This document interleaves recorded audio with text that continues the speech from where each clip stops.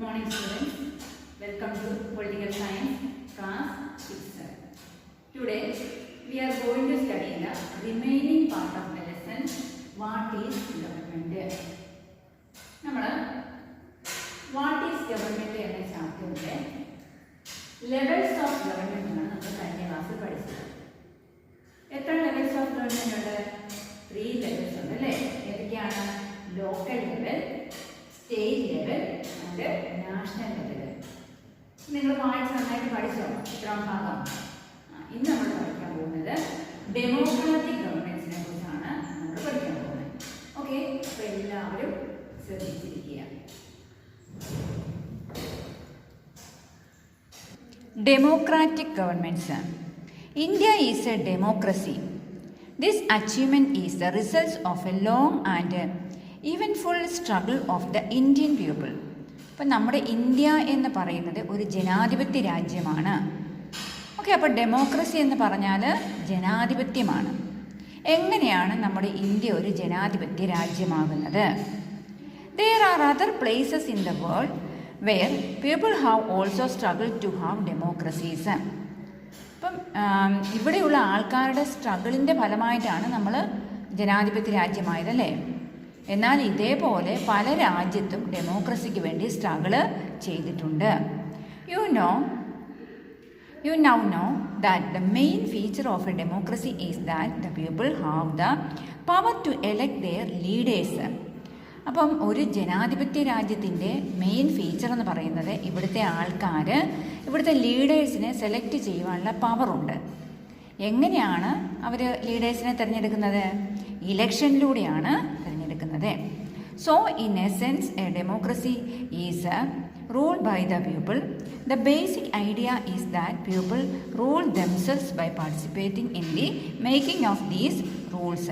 ഇപ്പോൾ ഡെമോക്രസി കൊണ്ട് എന്താണ് നമ്മൾ ഉദ്ദേശിക്കുന്നത്?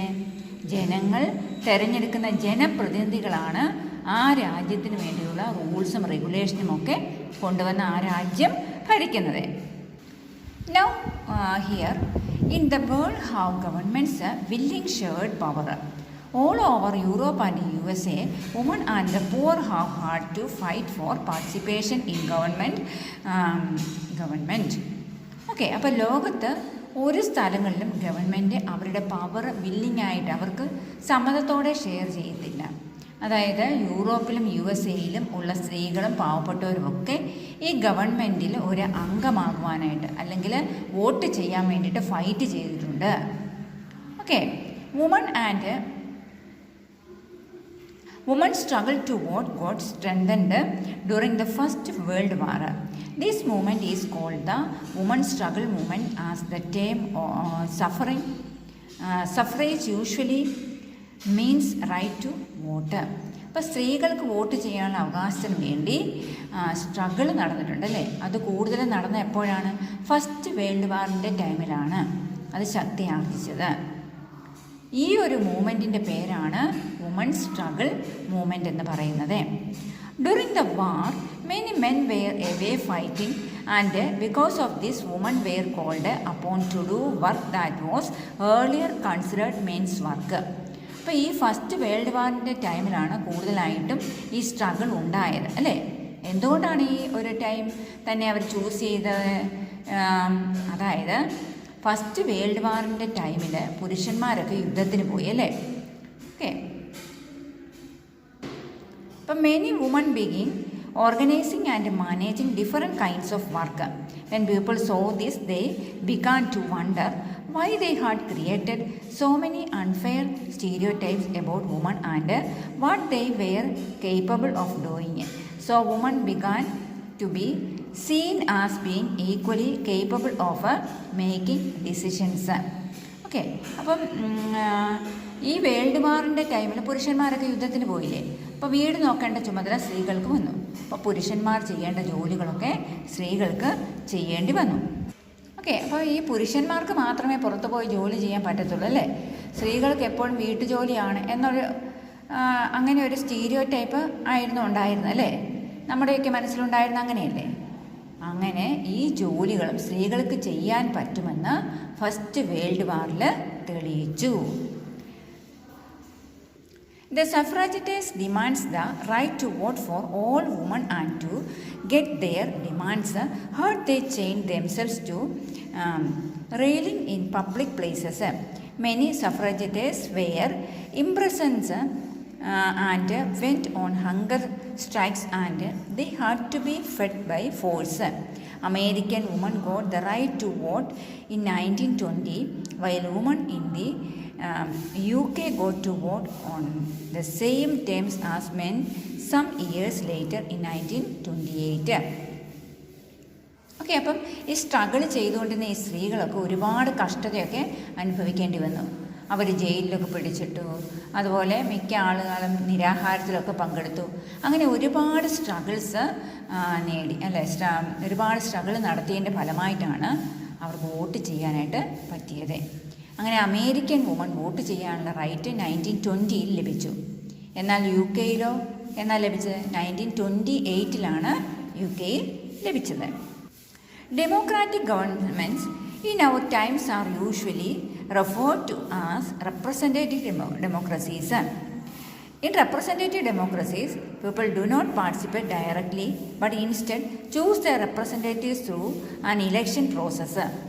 അപ്പോൾ ഈ അതായത് ഡെമോക്രാറ്റിക് ഗവൺമെൻറ്റിനെ റെപ്രസെൻറ്റേറ്റീവ് ഗവൺമെൻറ് എന്ന് പറയും അല്ലേ. എന്തുകൊണ്ടാണ് ഈ റെപ്രസെൻറ്റേറ്റീവ് ഡെമോക്രസി എന്ന് പറയുന്നത്? എന്തുകൊണ്ടാണ്?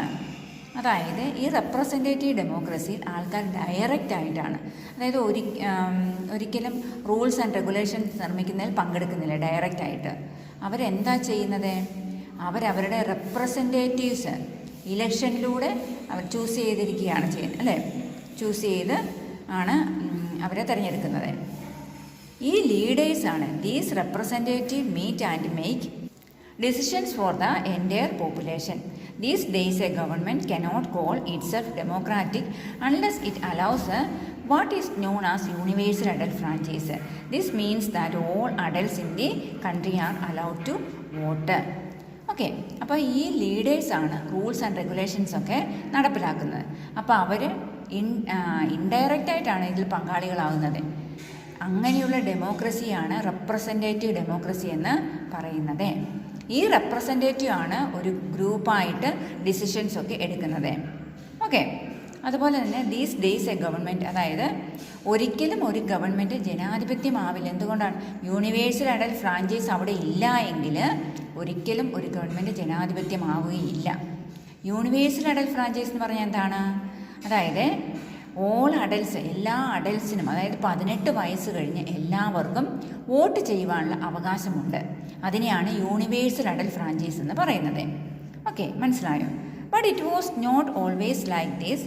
Can you believe that there was a time when governments did not allow woman and the poor to participate in decisions in elections.